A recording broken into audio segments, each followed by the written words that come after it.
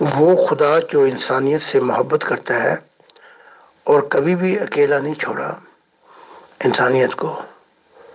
اور یہ زمانہ بڑا عجیب ہے کہ زمین خدا کے نور سے روشن ہو جائے گی. تو thank you for Mughal Ujala, Amir Faisal and the rest of the groups. I am over here, let me know. السلام علیکم ورحمۃ اللہ وبرکاتہ to all dear group members of pure discussion group. ہم محترم زاہد خان صاحب کا پرخلوص استقبال کرتے ہیں پیور ڈسکشن گروپ میں. ان کو ویلکم کہتے ہیں ایک اور سوال و جواب کی نشست کے لیے. اور یہ اس نشست کا بھی انتظام ٹوٹل مغل میم کے ہی اختیار میں ہے. اور میں ان سے اپیل کرتا ہوں کہ وہ اس سوال و جواب کی نشست کا آغاز کریں. شکریہ.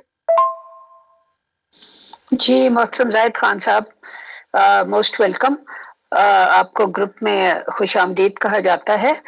اور میں بغیر وقت ضائع کیے ہوئے سوالات کا آغاز کرتی ہوں. جیسا کہ آپ کو معلوم ہے کہ آپ کے دعویٰ جات کے علاوہ بھی علمی نوعیت کے سوالات ہم آپ سے کرتے ہیں. تو آج بھی ایسے ہی کچھ سوال موجود ہیں اور وہ میں آپ سے ایک ایک کر کے پوچھتی ہوں. پہلا سوال یہ ہے کہ عام طور پر کہا جاتا ہے کہ خدا تعالیٰ نے کن کہا اور فیکون یعنی ہو گیا, لیکن آپ فرماتے ہیں کہ اس زمین کو بنانے میں ایک مدت دراز لگ گئی, یعنی جب وقت کا تصور بھی نہیں تھا اتنا وقت لگ گیا. اس کی کیا وجہ ہے؟ بائبل کہتی ہے کہ شاید 6 دن مختلف چیزیں اللہ تعالیٰ نے بنائی اور 7ویں دن یا 6ٹھے دن آرام کیا. مجھے ایگزیکٹ یاد نہیں ہے, لیکن کچھ اس طرح کا کانسیپٹ ہے. کیا وہ دن سے معنی دور تھے یا کیا تھا؟ خدا خود کہتا ہے کہ خدا کے نزدیک ایک دن 1000 سال کے برابر ہے اور 1000 سال ایک دن کے برابر ہے. تو وہ جو 6 دن میں کائنات تخلیق ہوئی تو کن تو نہ ہوا. پھر کن تو یہ ہے کہ کن ہو جا, فیکون وہ ہو گیا. تو جیسے قرآن 2 دن میں کہتا ہے تو ٹائمنگ تو درکار ہے. سوال یہ پیدا ہوتا ہے ہمارے نزدیک وقت قید میں ہے, وقت کی قید ہے. خدا کے حضور وقت کی قید نہیں ہے. اب جیسے میں سفر کرتا ہوں ایک بائیسیکل سے, تو اس کی بنسبت موٹر سائیکل جلدی سفر طے کر لے گی, جہاز اس کی نسبت اور زیادہ. تو جتنی تیز رفتاری ہوگی وقت اتنا ہی کم ہوتا جائے گا. تو اب جیسے میں نے کہا کہ میں سفر کرتا ہوں پرواز لائٹنگ گیئر سے بھی اور پلک جھپکنے سے بھی میں پہنچ جاتا ہوں. تو یہ سپیڈ کا معاملہ ہے. اور خدا کی ذات کہتی ہے کہ God is a about the time and space. وقت کی قید میں نہیں ہے وہ. تو جو حساب کتاب ہمارا ہے وہ اس کا نہیں ہے. روس کے سائنسدان تھے شنکر, میں پورا نام نہیں یاد آ رہا, وہ کہتے ہیں کہ اگر ہوا سے بھی زیادہ کوئی چیز ہلکی ہے تو وہ لائٹنگ کے حساب سے تیزی سے سفر کر سکتی ہے. اب میں نے ڈسکور کیا ہے کہ جو روح ہے اس کے اندر اگر نور آ جائے خدا کا تو لائٹنگ نہیں, ملٹی لائٹنگ نہیں, بلکہ پلک جھپکنے سے کائنات کے کوہ مقام میں پہنچ سکتی ہے. تو وقت کی اہمیت خدا کے نزدیک کچھ بھی نہیں. وقت کی اہمیت ہمارے لیے بہت ہے. تو جو وقت, جیسے خدا نے کہا بائبل میں کہ جب پہلا پروسیس شروع کیا تو رات تھی, شام تھی, رات ہوئی, صبح ہوئی. تو شام جب وہ کام شروع ہوا, رات جس میں انتظار کرنا پڑا وہ درخت بڑا ہوا, اور صبح وہ کہتی ہے کہ وہ پھل آیا. یہ 3 پروسیس ہیں. ان 3 پروسیس میں کتنا وقت لگا؟ وقت تو تھا ہی نہیں اندھیروں میں. تو اس کی نسبت خدا اور ہم میں فرق آ جاتا ہے. جی محترم، بہت شکریہ۔ کیا اس کو ہم آسان لفظوں میں کسی کو سمجھانا ہو تو یہ بتا سکتے ہیں کہ جب کن کا مطلب یہ ہے، جب خدا کن کہتا ہے تو وہ پروسیس شروع ہو جاتا ہے اس چیز کے ہونے کا، پھر چاہے اس کو جتنا بھی وقت لگے۔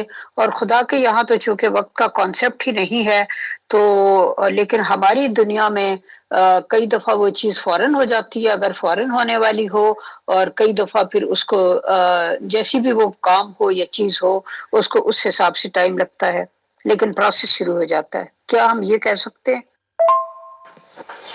بالکل آپ کہہ سکتے ہیں، جیسے بائبل بتاتی ہے شام تھی، رات تھی اور صبح ہوئی، یعنی کہ وہ کام پورا ہوا۔ کن، جب خدا نے کام شروع کیا، فیکون وہ پروسیس شروع ہو گیا۔ کتنی دیر لگی؟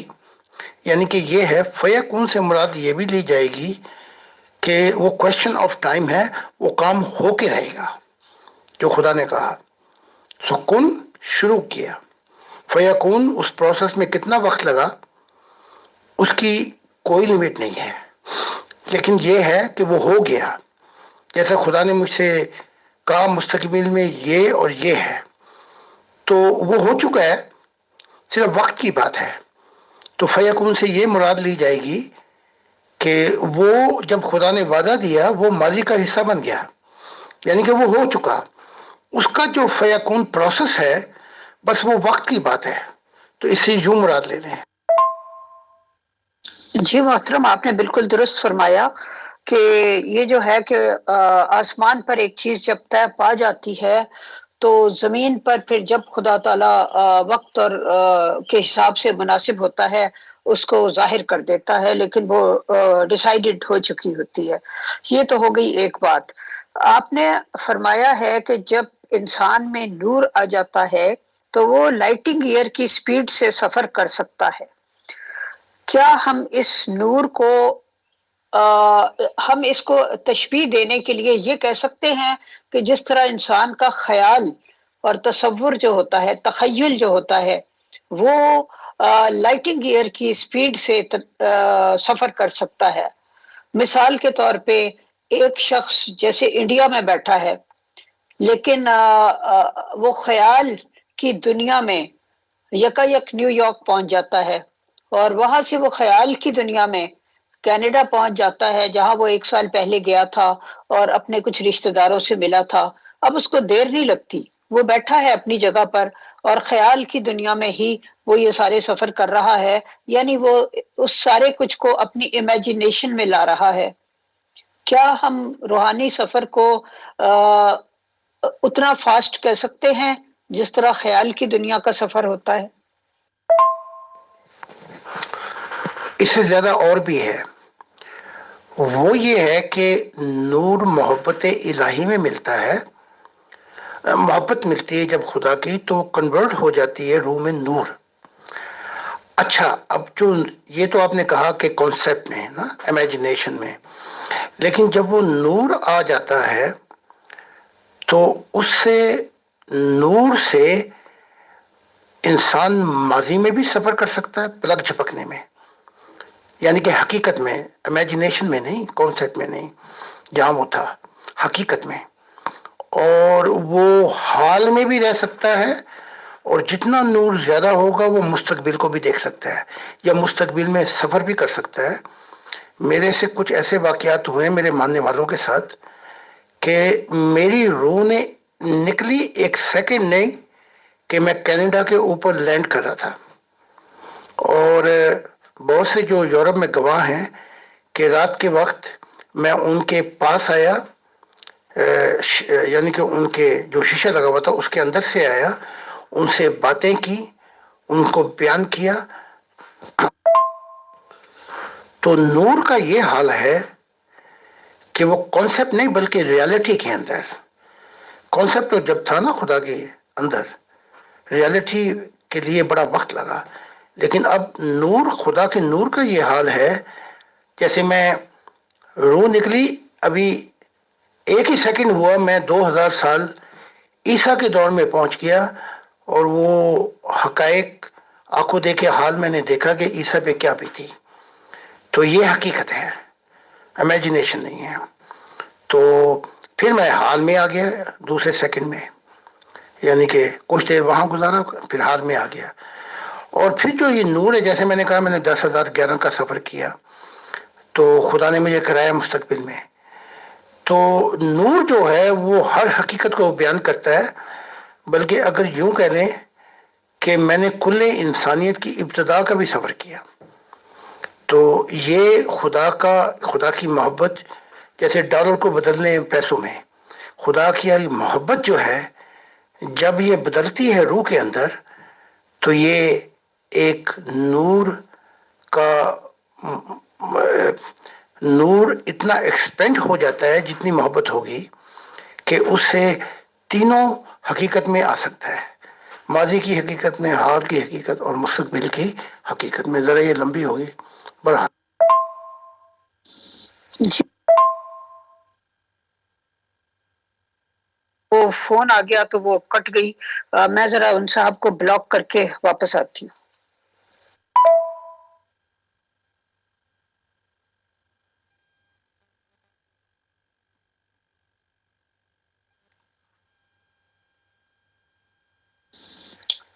جی محترم، وہ اصل میں آئیڈیا بھی دماغ سے نکل جاتا ہے جب اس طرح بیچ میں ڈسٹربنس ہوتی ہے. اور میں یہ عرض کرنا چاہ رہی تھی کہ یہ جو آپ نے باتیں بیان کی ہیں میں ان سے اتفاق کرتی ہوں. اس لیے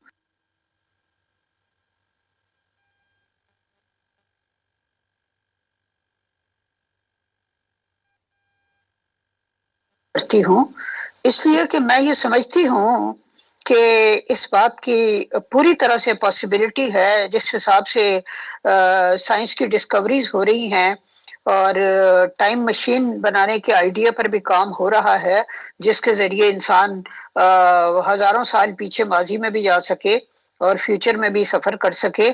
یہ آئیڈیا بھی لوگوں کے ذہن میں ہے، سائنسدانوں کے. اور میں یہ سمجھتی ہوں کہ ہر آئیڈیا جو انسان کے دماغ میں آتا ہے وہ کبھی نہ کبھی عملی طور پر وجود میں آنا ممکن ہوتا ہے. اگر وہ وجود میں آنا ممکن نہ ہو تو وہ آئیڈیا انسان کے دماغ میں آ ہی نہیں سکتا. جیسے کہ ایک زمانے میں اڑن کھٹولے کا تصور تھا کہ جی اڑن کھٹولے میں بیٹھ کر وہ فلاں نے فلاں جگہ سے فلاں جگہ پہنچ گیا، تو وہ اڑن کھٹولا کئی ہزار سالوں کے بعد ہوائی جہاز کی شکل میں وجود میں آ گیا. اس طرح جو بھی تصورات تھے وقت نے ان کو پروف کر دیا. باقی میں اگلی آڈیو. تو آپ نے بالکل صحیح فرمایا ہے کہ محبت الہی کے نور کے ساتھ انسان ماضی میں بھی سفر کر سکتا ہے، حال اور مستقبل میں بھی سفر کر سکتا ہے. میں اس بات کو بالکل صحیح مانتی ہوں. بس صرف یہ ہے کہ اس بات کا انتظار ہے کہ سائنس اس چیز کو جب پروف کر لے گی اور لوگوں کے ساتھ کوئی ایسا دماغ کے ساتھ آلہ لگا کے یا دل کے ساتھ یا یہ چیک کرنے کے قابل ہو جائے گی کہ یہ شخص جو ہے یہ اس وقت کیسے سفر میں ہے روحانی طور پر. جس طرح کی ایسی مشینیں ہیں کہ جس کو لگا کر یہ پتہ چل جاتا ہے کہ بندہ جھوٹ بول رہا ہے یا سچ بول رہا ہے، کہ جی اس وقت جھوٹ بولے تو دل کی دھڑکن بے ترتیب ہو جاتی ہے وغیرہ وغیرہ. تو آئی ہوپ کہ یہ سب کچھ ہوگا. تو میرا خیال ہے آپ کا بھی یہی خیال ہوگا کہ آئندہ زمانوں میں یہ سب کچھ ممکن ہوگا. تب لوگ پیچھے مڑ کے دیکھیں گے اور کہیں گے او 1000 سال پہلے یا 500 سال پہلے ایک شخص ہوتا تھا زاہد خان نام کا، وہ اس زمانے میں کہا کرتا تھا کہ میں نے یہ سفر کیا اور میں ماضی میں چلا گیا اور میں فیوچر میں گیا اور خدا کے نور کی سپیڈ سے میں نے سفر کیا. اور لوگ اس زمانے کے اس کو جھوٹا اور غلط کہتے تھے اور اس کا تمسخر اڑاتے تھے. مجھے لگتا ہے ایسا ہوگا. I hope so. یہ میرا خیال نہیں ہے، بلکہ میں حقیقت بیان کر رہا ہوں، کیونکہ میں نے خدا کو بھی خدا کے نور سے پہچانا اور کل کائنات کی چیزوں کو بھی خدا کے نور سے پہچانا. نور کی کمی اور نور کی شدت وقت میں فاصلے کر دیتی ہے، جو نور الہی خدا نے اپنے آپ میں سے دیا مجھے، میں ہزاروں دفعہ یہ کہانیاں کہہ رہا ہوں، یہ مشاہدات بیان کر چکا ہوں، اور خدا نے کہا کہ وہ نور جو میرا ہے، نور بھی مختلف ہے نا، ان کی کوالٹی بھی مختلف ہے، سبز نور کی کوالٹی اور ہے، سفید نور کی اور ہے، جو پھولوں جیسے گلاب کے نور ہیں ان کی اور ہے، گولڈن نور کی اور ہے، آسمانی نور کی اور ہے۔ تو جو جو انسان خدا کے قریب آتا جاتا ہے، جیسے چیزیں آگ میں جب قریب آتی ہیں تو آگ کا حصہ بن جاتی ہیں، اسی طرح جو جو انسان خدا کے آگ میں گر پڑتا ہے وہ خدا جیسا ہو جاتا ہے، یعنی کہ اس نور کا ایک پرتو ہو جاتا ہے۔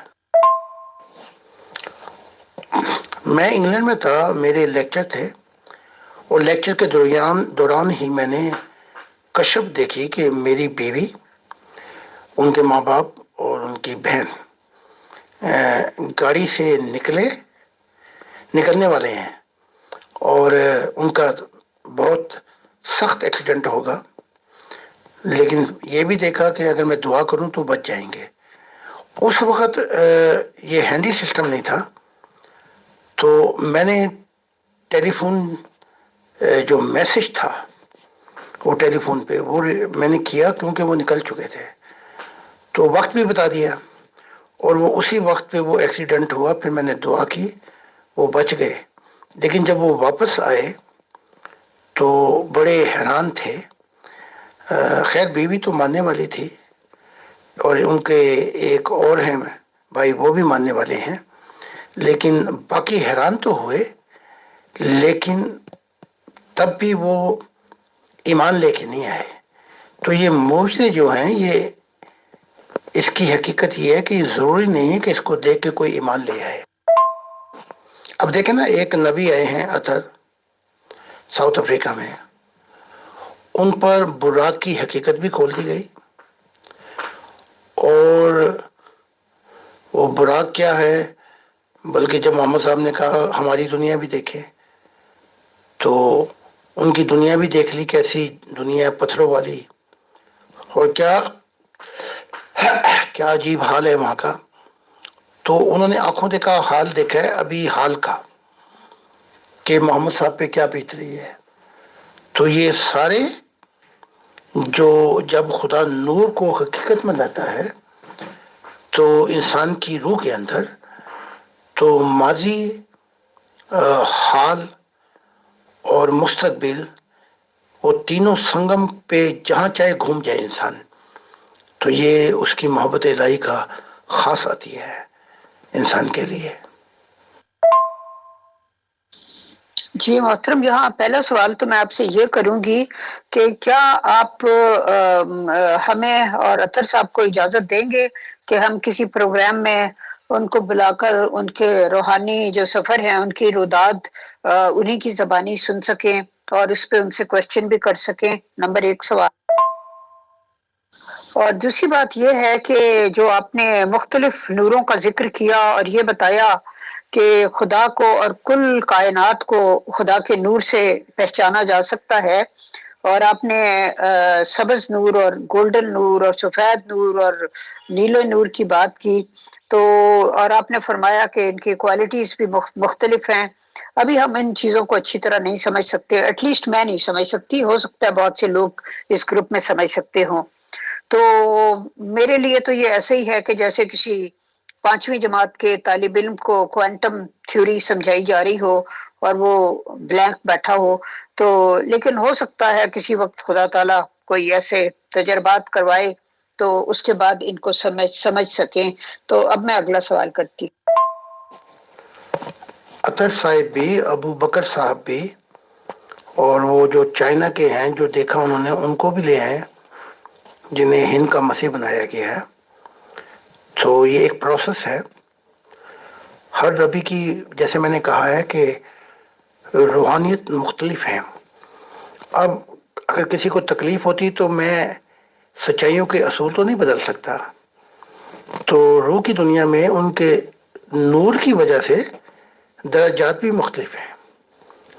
تو ان کی جو نور ہے شدت یا کمی کی باعث ان کی سپیڈیں بھی مختلف ہیں، سپیڈ بھی مختلف ہے.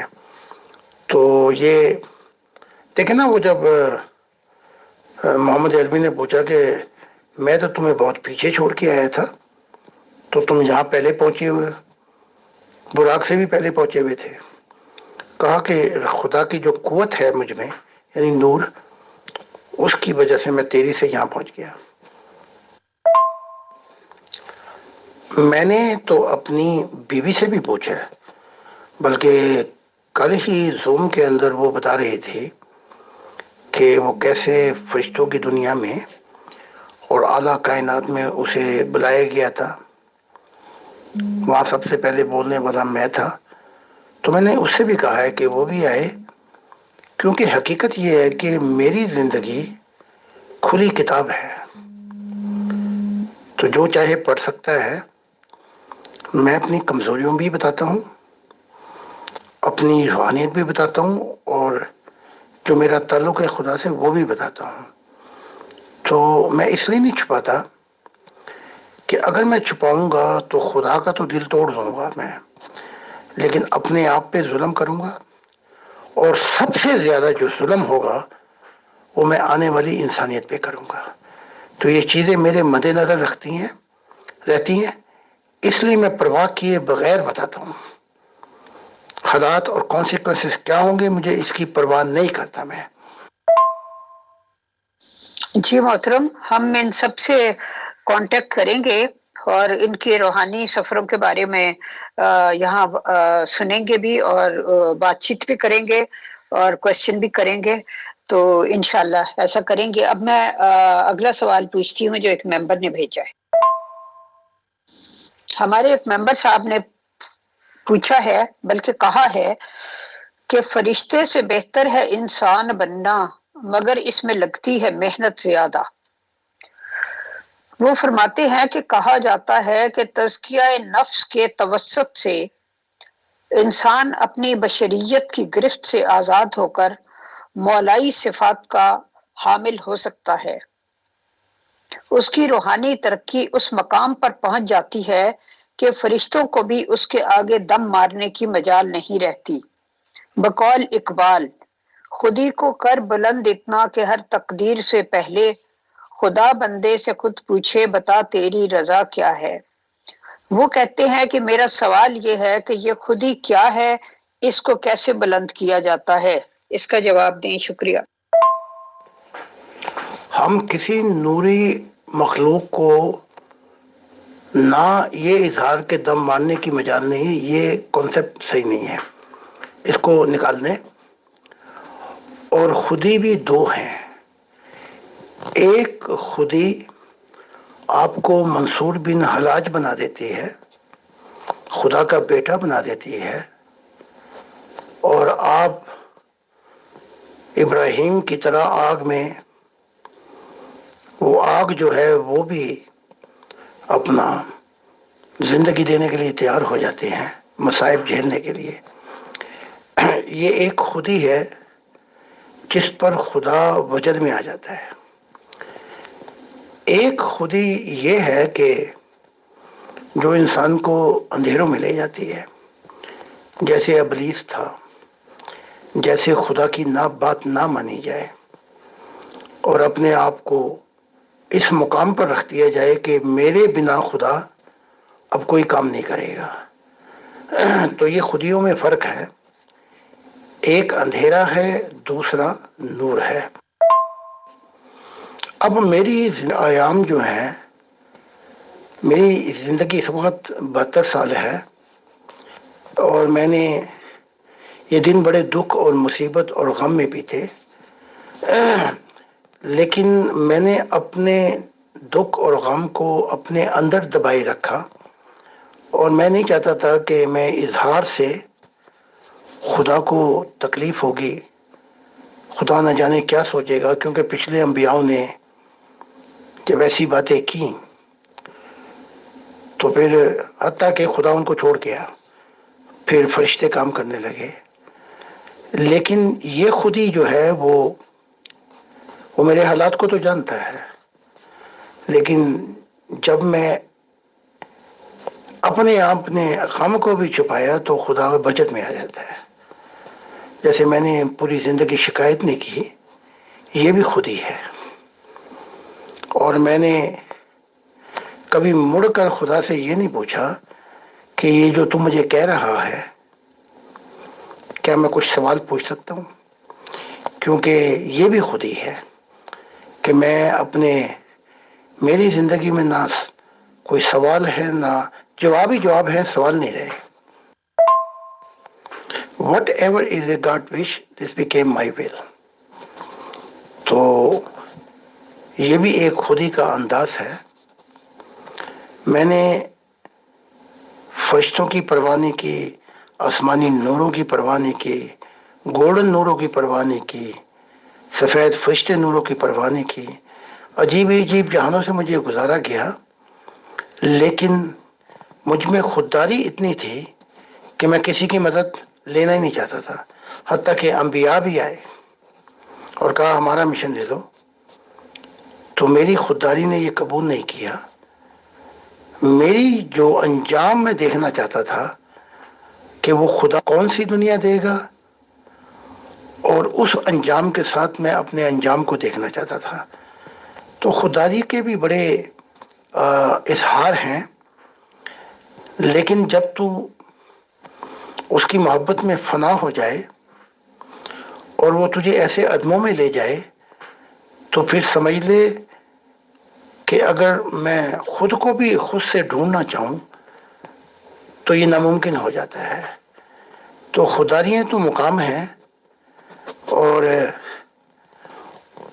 اس کے نور میں ایک بوند، پانی کی ایک بوند ہے، لیکن اس کی محبت الہی میں جب وہ بوند سمندروں میں گرتی ہے تو وہ خدا کے نور کا ایک پرتو بن جاتی ہے.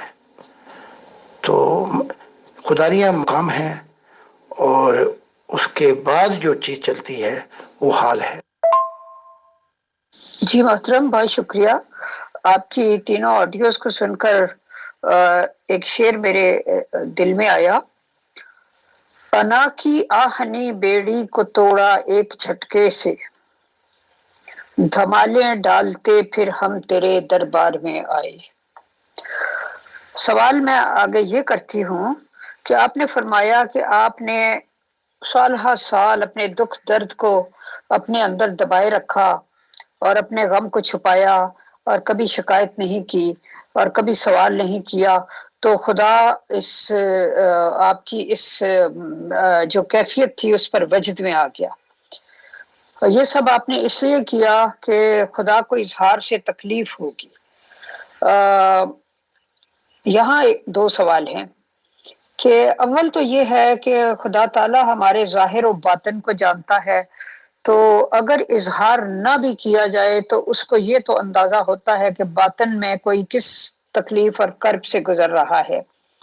اور خدا کو کیوں تکلیف ہوتی اگر بندہ اپنے کرب کا اظہار کرے اور دعا کرے اور کہے کہ یہ غموں اور دکھوں کا بوجھ میرے اوپر بہت زیادہ ہے، اس کو ہلکا کر دے. تو اس میں خدا کو تکلیف ہونے والی کون سی بات ہے؟ یہ پلیز یہ ایکسپلین کیجیے گا. Thank you. یہ تو میں ویڈیو میں بتا چکا ہوں کہ جو مجھ پہ گزر رہی ہے خدا واقف ہے. تو شاید ایک چھوٹا سا واقعہ کہتا ہوں بیان.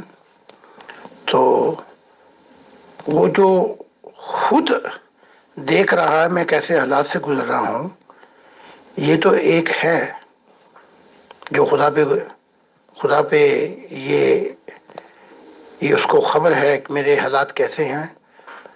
لیکن میں اپنا خود بیان کروں اور لب پر لے کے آؤں شکایتیں، تو یہ جو چیزیں ہیں جیسے موسیٰ کے حالات سے خدا واقف تھا، لیکن جب بار بار موسیٰ ذکر کرتا تھا تو خدا کو اور بھی بہت زیادہ اس چیز سے غم بھی ہوتا تھا، تکلیف بھی ہوتی تھی. جیسے جب ایک شخص کو پتھر مارے جا رہے تھے، وہ پتھر سہ رہا تھا، اس کا ایک نہایت ہی محبت کرنے والا دوست تھا، اس نے کہا میں پتھر تو نہیں مار سکتا، اس نے پھول پھینکا، پھول مارا، جب وہ پھول اس کے لگا تو وہ چیخ اٹھا، اس نے کہا یہ تیرا پھول ان کے پتھروں سے زیادہ سخت تھا۔ تو جب انسان خود کہتا ہے تو وہاں کچھ چیزیں خدا کے سامنے آ جاتی، وہ یہ آ جاتی ہیں کہ اب یہ کہاں تک صبر کرے گا، کہاں تک استقامت پائے گا، کہیں یہ تو نہیں کہ یہ اب اس کے آخری دم آ گئے ہیں، جیسے لٹو کے آخری دم آ جاتے ہیں۔ تو جب ایسے ہوئے حالات تو کہاں کوہ حورب کے پہاڑ پہ وہ خود گفتگو کرتا تھا، اور پھر کہاں اس نے چھوڑ کے چلا گیا اور یہ منصب فرشتے کو دے دیا۔ تو ایسی چیزیں اپنی زبان سے کہوں تو وہ پھول بھی جو ہیں وہ پتھر کی طرح لگتے ہیں خدا کو۔ تو جب موسیٰ نے کہا کہ دیکھ میرا حال، دیکھ مجھ پہ کیا بیت رہی، مجھ پہ کیا ہوا، خدا کو کیا خبر نہیں تھی؟ لیکن پھر دگنا غم، دگنا خدا کو احساس ہوتا ہے کہ میں تو اس پہ فخر کرتا تھا، میں تو یہ جانتا تھا کہ یہ ان بوجھوں کو اٹھا کے چل دے گا۔ تو جب شکایت کرتا ہے انسان، جب بار بار اپنے دل کا حال بیان کرتا ہے، اور وہ بھی اس اظہار کے اندر کہ دیکھ میں نے کیا کیا کیا تیرے حضور، تو یہاں پہ آگے کچھ فاصلے پیدا ہوتے ہیں خدا اور انسان کے درمیان۔ اور میں نے زندگی میں یہ سیکھا ہے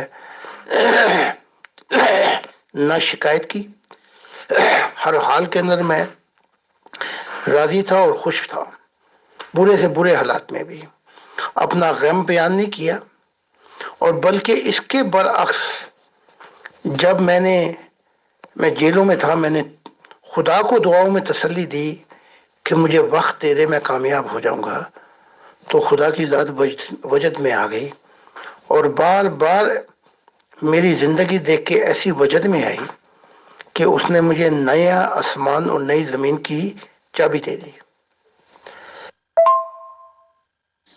جی محترم، بالکل یہ بہت بڑی بات ہے، یہ جو آپ نے واقعہ بیان کیا حضرت موسیٰ علیہ السلام کا۔ مجھے بھی حضرت ابراہیم علیہ السلام کا ایک واقعہ یاد آ گیا جو کتابوں میں کہیں پڑھا تھا، کہ جب ان کو آگ میں ڈالنے لگے تھے تو کہتے ہیں کہ جبرائیل علیہ السلام ان کے سامنے ظاہر ہوئے، اور انہوں نے پوچھا کہ خدا نے مجھے بھیجا ہے اور پوچھا ہے کہ کیا تجھے کوئی حاجت ہے؟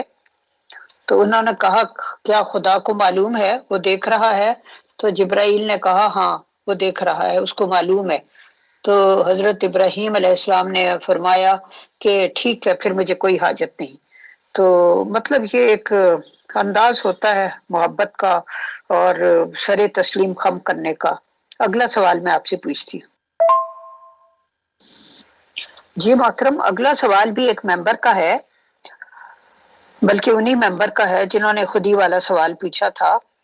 اب وہ پوچھ رہے ہیں کہ آزادی فکر اور ضمیر ہر شخص کا حق ہے، لیکن عملی زندگی میں ہم دیکھتے ہیں کہ انسان کہیں مذہبی جبر کا شکار ہے، کہیں سیاسی جبر کا، کہیں معاشی جبر کا، کہیں معاشرتی جبر کا شکار ہے۔ یہ سارے جبر انسان کی فطرت کو مسخ کر دیتے ہیں، اور معاشرہ ایک ایسا منظرنامہ بن جاتا ہے کہ گویا جھکنے والوں نے رفتیں پائیں، جھکنے والوں نے رفتیں پائیں، ہم خودی کو بلند کرتے رہے۔ اس بارے میں آپ کیا فرماتے ہیں؟ وقت اور حالات بدلتے رہتے ہیں، اور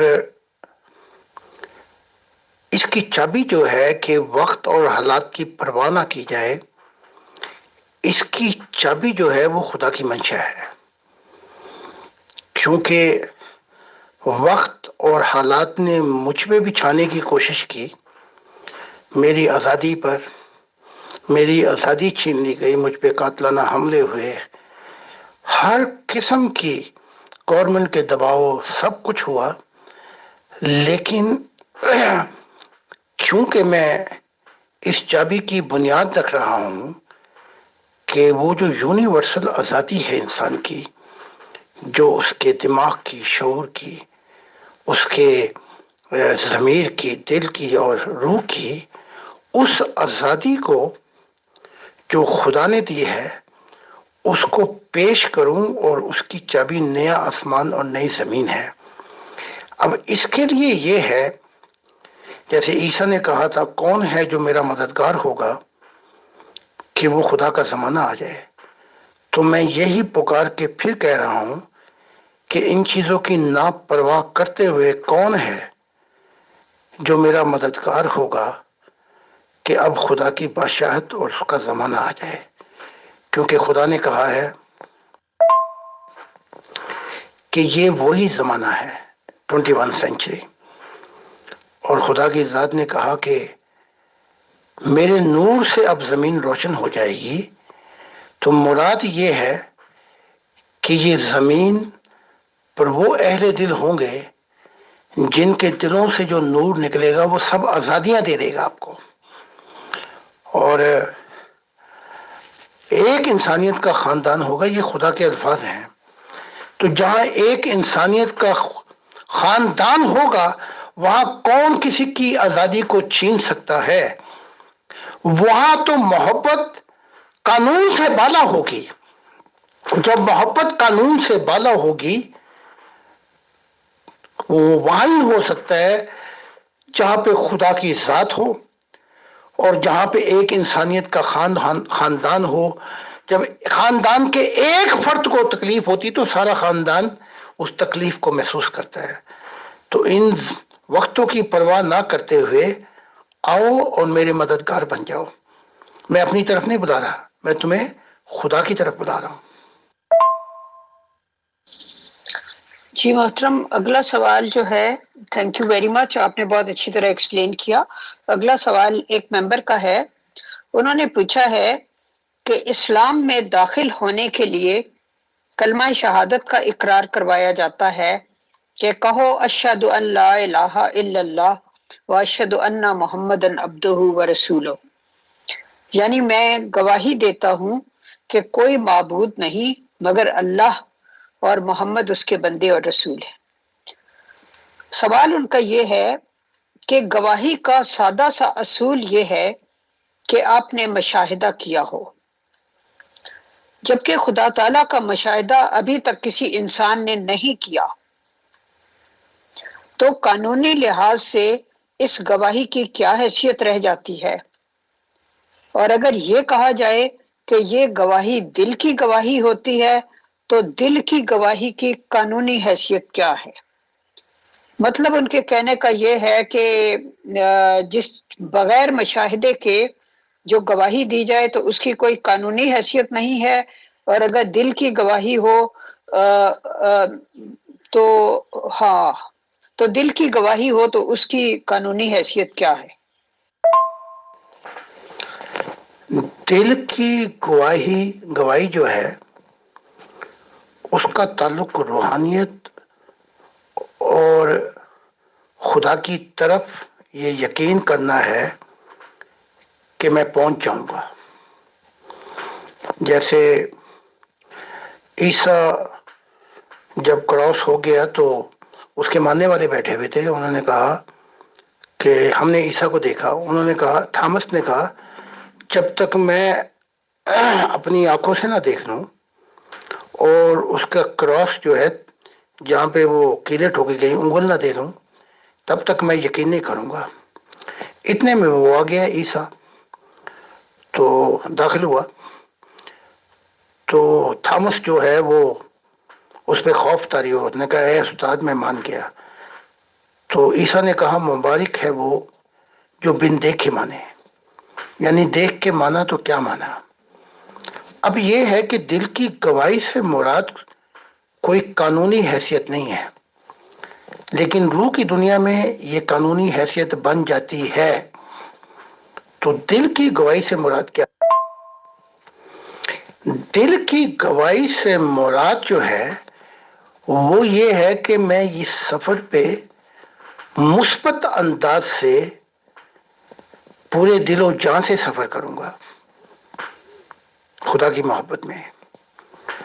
تو پرانے وقت میں کہا جاتا تھا کہ ایمان لاؤ بن دیکھے.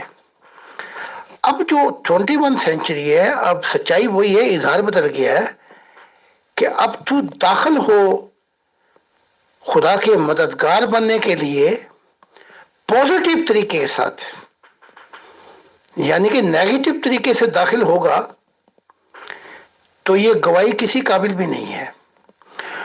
تو جو دنیائی چیزیں ہیں ان کو قانونی حیثیت سے پہچانا جاتا ہے، اور جو روحانی چیزیں ہیں ان کو، جو دل کے معاملات ہیں ان کو روحانی چیزوں سے پہچانا جاتا ہے اور دیکھا جاتا ہے. اور اس کو سفر کیے بغیر یہ مشاہدات الہی کی دنیا نہیں کھلتی. جی محترم، اس کا مطلب ہے کہ معاملہ تو ابھی تک وہی ہے نا، کہ یعنی غیب پر ایمان لاؤ، غیب پر ایمان لے آؤ، اور اگر تم ایمان لے آؤ گے غیب پر تو اس کے بعد جو ہیں حقائق وہ آہستہ آہستہ تمہارے سامنے کھلنے شروع ہو جائیں گے. لیکن جن لوگوں کے اوپر دل سے زیادہ دماغ کا غلبہ ہوتا ہے اور ان کی عقل و فہم، ان کے دلی جو محسوسات ہوتے ہیں اس کے مقابلے میں زیادہ مضبوط ہوتی ہے، تو ان کے لیے اس راہ میں بہت زیادہ مشکلات پیدا ہو جاتی ہیں. آپ کا اس کے بارے میں کیا خیال ہے؟ آپ کو ایک خط لکھا جائے اور خط ہو جس سے آپ محبت کرتے ہیں، چاہے 20 صفحے کا خط ہو، تو کیا آپ اسے نہیں پڑھیں گے؟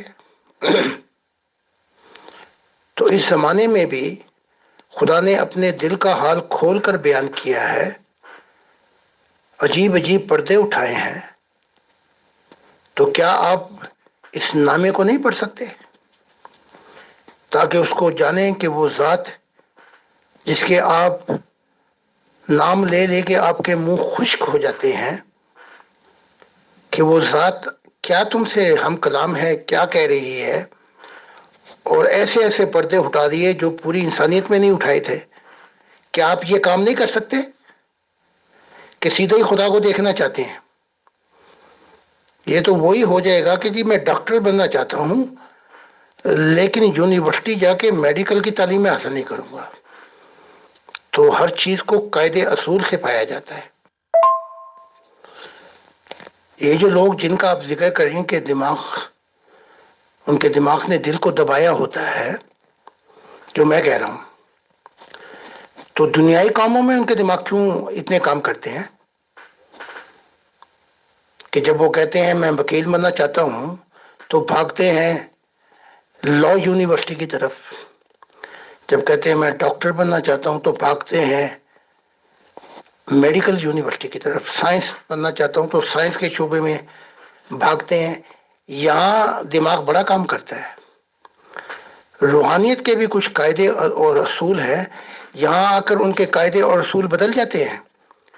یہاں سیدھے ہی لا کے ان کو ہر چیز کی محنت کے بغیر کے سرٹیفکیٹ پکڑا دیں کہ بھئی تو سائنسدان بن گیا، تو اپنا وکیل بن گیا، تو ڈاکٹر بن گیا ہے. تو خدا نے جو پرنسپل آف کریشن رکھے ہیں، ایک چیز تو سمجھ آ رہی ہے دماغ والوں کو، ان کے دماغ روحانیت میں کام نہیں کرتے کہ یہاں بھی سیمیسٹر ہیں، جیسے وکیل بننے کے سیمیسٹر ہیں 8، یہاں بھی سیمیسٹر ہیں جس میں سمجھا جاتا ہے کہ جسم کی حقیقت کیا ہے اور کیوں دیا، دماغ کی جو لمیٹیشن ہے وہ کیا ہے، شعور کیا چیز ہے جو کہاں تک پہنچاتا ہے آپ کو، ضمیر کی چابی آپ کو کس دنیا میں لے کے جائے گی، دل جو چیز ہے وہ چابی آپ کو کل کائنات کے اندر کہاں پہنچائے گی، روح کیا چیز ہے یہاں آپ ایک منٹ بھی نہیں دینا چاہتے. تو یہ پھر سوچنے کا مقام ہے کہ دماغ والے، ان کے دماغ اس طرف بالکل کام نہیں کرتے. اور یہ بالکل ہی دم اور بیوقوف بن جاتے ہیں۔ جی محترم، آپ نے بہت ہی اچھے پیارے طریقے سے یہ بات سمجھائی، اور آپ نے فرمایا کہ اگر محبوب کی طرف سے 20 صفحے کا خط بھی ہو تو کون عاشق ہے جو اس کو پڑھنا گوارا نہیں کرے گا؟ تو وہ تو بات آپ کی بالکل صحیح ہے۔ میں نے اوپر بھی لکھا ہے کہ کیا لکھا ہے، محبت میں لب محبوب کی ہوں ہاں بھی آیت ہے، یعنی وہ بھی اتنی اہم ہوتی ہے۔ اور کسی اور شاعر نے بہت خوب کہا ہے اپنے روحانی محبوب کے بارے میں، یعنی خدا تعالیٰ کے بارے میں، اس کی طرف سے ایک چھوٹا سا بھی محبت کا نظارہ پیش آ جائے تو جو اس کے واقعی عبد ہوتے ہیں وہ سرور میں آ جاتے ہیں۔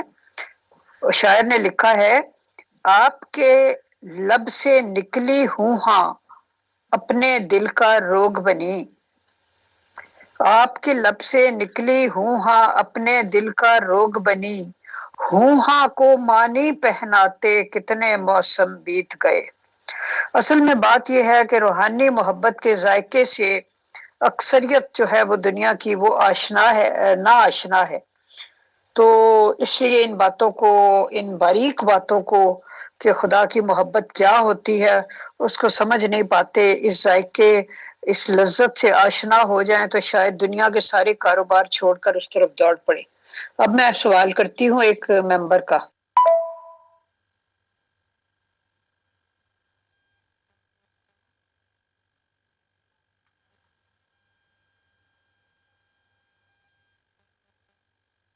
السلام علیکم میم، عبداللہ بات کر رہا ہوں۔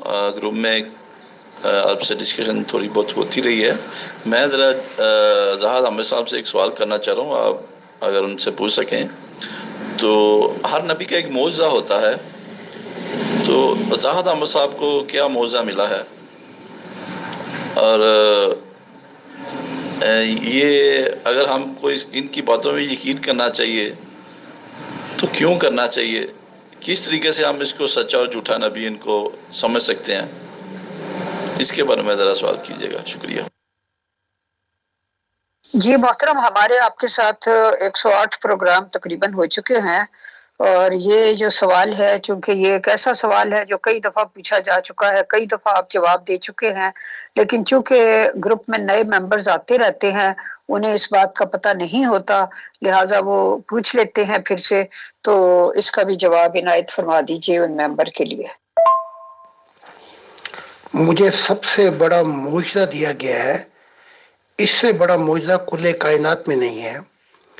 جو بھی دل و جان سے اپنی ساری قدورتیں تعصب نکال کر فقط خدا کے لیے میری تعلیمات کو پڑھ لے گا، اسے خدا کا دیدار ہو جائے گا۔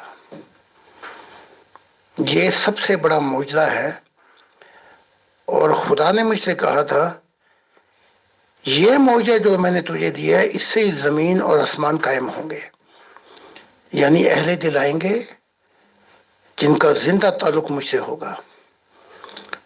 تو یہ معجزہ ہزاروں ماننے والوں میں سے 17 ہمارے نبی، بلکہ ان میں سے کچھ ایسے ہیں جو مجھ سے نہ بات کی نہ ملاقات کی، کتابوں جو خدا کے نامے ہیں، جو پیغامات وہ پڑھ رہے تھے کہ خدا کا دیدار ہو گیا۔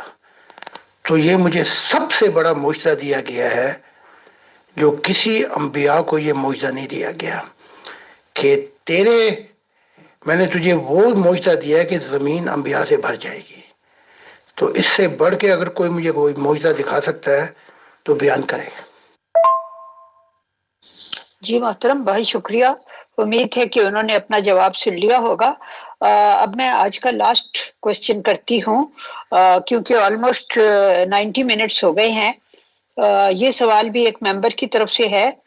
انہوں نے کہا ہے کہ کہا جاتا ہے کہ پیغمبر اسلام کا زمانہ تلوار کے ساتھ جہاد کا زمانہ تھا، مرزا غلام احمد قادیانی صاحب کا زمانہ قلم کے ساتھ جہاد کا زمانہ تھا، اور آج کا زمانہ علم کے ساتھ جہاد کا زمانہ ہے۔ کیا آپ ایگری کرتے ہیں؟ جواب دیجیے، شکریہ۔ نہیں، میں ایگری نہیں کرتا۔ میرا زمانہ دل کا زمانہ ہے، جو تلوار والوں کو، علم والوں کو، سب کو خدا کی محبت میں لے آئے گا، تو یہاں مجھے وہ یاد آ گیا کہ ہماری جو تلواریں ہیں وہ محبت الہی ہے، اور انس یقین محکم عمل پہ ہم محبت فاتح عالم، جہاد زندگانی میں یہ ہے مردوں کی شمشیر ہے، زبان پہ آ گیا۔ تو یہ اہل دل کا زمانہ ہے، یہاں جمہوری نظام بھی پیچھے رہ جائے گا۔ حق تعالیٰ نے ہمیں خبر دے دی ہے، اس صدی کے اختتام پر محبت الہی کا زمانہ شروع ہوگا، جس میں جمہوریت کا نظام پوری کاملیت کے ساتھ خدا کے محبت کے رنگ میں آ جائے گا۔ تو ہمارا زمانہ یہ ہے جس کی تعریف میں نے کی۔ علم ہے تو جاتے رہیں گے، زیادہ علم ہوگا تھکاتے رہیں گے، کہ میرے علم کو بڑھا دے۔ جب علم بڑھایا تو محمد صاحب غمگین ہو گئے۔ ہم نہ علم نہ قانون، ہم اس سے بڑھ کر محبت الہی کی بات کر رہے ہیں، جو وہ مسکن ہے جہاں پہ پہنچ کر انسان کو اس کی منزل مل جاتی ہے۔ تو یہ قانون، یہ قاعدے، یہ نظام، یہ سب جب گریں گے خدا کی محبت الہی کے اندر، تو بس ایک وہ ہوگا، اور وہ اہل دل دو نہیں ہوں گے خدا کے ساتھ، وہ بھی ایک ہوں گے خدا کے ساتھ۔ اور اس زمانوں کو میں دیکھ چکا ہوں، وہ زمانے ایسے ہوں گے کہ جنتیں زمین پر اتریں گی، فرشتے زمین پر اتریں گے کہ آؤ ساری نعمتیں خدا کی ہمارے پاس ہیں، لیکن راز الہیوں پہ سے پردہ اٹھ رہا ہے زمین پر۔ وہاں پہنچو، سب کچھ دے دو، اپنی جنتیں بھی، لیکن وہ جو حجاب اٹھ رہے ہیں خدا کی محبت اور خدا کے دل کے، وہ اس وقت زمین مرکز بن چکی ہے۔ ہمارا زمانہ یہ ہے۔ جی محترم، بہت بہت شکریہ، آپ نے ہر سوال کا خندہ پیشانی اور شفقت سے جواب دیا اور اتنا ٹائم دیا پیئر ڈسکشن گروپ کو، تو thank you very much, so nice of you. انشاءاللہ آپ سے دوبارہ بھی ملاقات ہوگی۔ جی محترم، کسی شاعر نے کیا خوب کہا ہے، محبت کرنے والوں کی تجارت بھی انوکھی ہے، محبت کرنے والوں کی تجارت بھی انوکھی ہے، منافع چھوڑ دیتے ہیں خسارے بانٹ لیتے ہیں۔ تو اہل دل کا تو یہی حال ہے۔ میں بھی امیر فیصل صاحب کا، آپ کا اور یہ جو ٹیم ہے ان کا شکر گزار ہوں کہ ہم انسانوں کو جس طرف بلا رہے ہیں وہ راہ غلط ہو ہی نہیں سکتی۔ یہی تو منزل ہے انسانیت کی۔ اگر ہم کسی اور طرف بلا رہے ہوتے تو ہمیں قصوروار ٹھہرایا جائے، لیکن ہم تو جو روح ہے ایک انسانی، اس کو خدا کی محبت الہی کے سمندر میں بلا رہے ہیں کہ آ اے بوند، اس سمندر محبت الہی کے سمندر میں گر، تاکہ تو خود بھی سمندر ہو جائے۔ تو ہمارا زمانہ بڑا مبارک ہے۔ یہ وہ زمانہ ہے کہ جب خدا پردوں سے ہٹ کر انسانیت کو اپنا درشن اور چہرہ دکھانا چاہتا ہے۔ بس اہل دل آئیں اور دیکھ لیں کہ ان کے سامنے خدا کا کوئی پردہ نہیں ہے۔ خدا بہت بہت شکریہ محترم زاہد خان صاحب، present admins team and all dear group members of pure discussion group. انشاءاللہ اگلے سوال و جواب کی نشست میں جلدی ہی ملاقات ہوتی ہے۔ بہت شکریہ، بہت جزاک اللہ۔ السلام علیکم ورحمۃ اللہ وبرکاتہ۔